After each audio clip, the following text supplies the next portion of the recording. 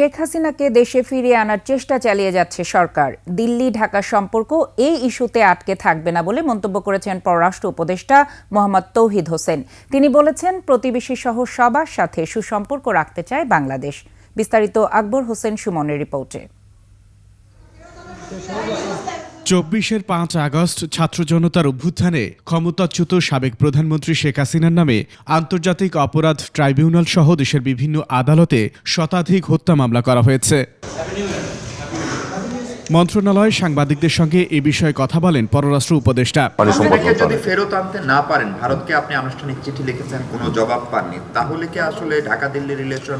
না, দেখুন আমি মনে করি যে দুটো পাশাপাশি চলবে, কারণ এটা হলো একটা ইস্যু, কিন্তু আমাদের আরো অনেক স্বার্থের ইস্যু আছে দুই পক্ষেরই, আমরা সেগুলি নিয়ে পাশাপাশি আগাবো। ভারতের সঙ্গে গঙ্গা চুক্তি নবায়নের কারিগরি কাজ চলছে বলে জানান পররাষ্ট্র উপদেষ্টা। আমরা আমাদের প্রতিবেশীর সাথেও ভালো সম্পর্ক চাই, মার্কিন যুক্তরাষ্ট্রের সাথে আমরা ভালো সম্পর্ক চাই, চীনের সাথেও ভালো সম্পর্ক চাই, কারণ আমাদের স্বার্থ আছে প্রতিটি ক্ষেত্রেই ভালো সম্পর্ক রাখার ক্ষেত্রে। এবং আমি বিশ্বাস করি যে যাদের কথা বললাম তাদেরও স্বার্থ নিহিত আছে ভালো সম্পর্কের মধ্যেই। এ মাসে দ্বিপাক্ষিক সফরে চীনে যাওয়ার কথা জানান উপদেষ্টা তৌহিদ হোসেন। এই তিন দেশের সাথে সম্পর্ক আমাদের গুরুত্বপূর্ণ। আকবর হোসেন সুমন, ২১ টেলিভিশন, ঢাকা।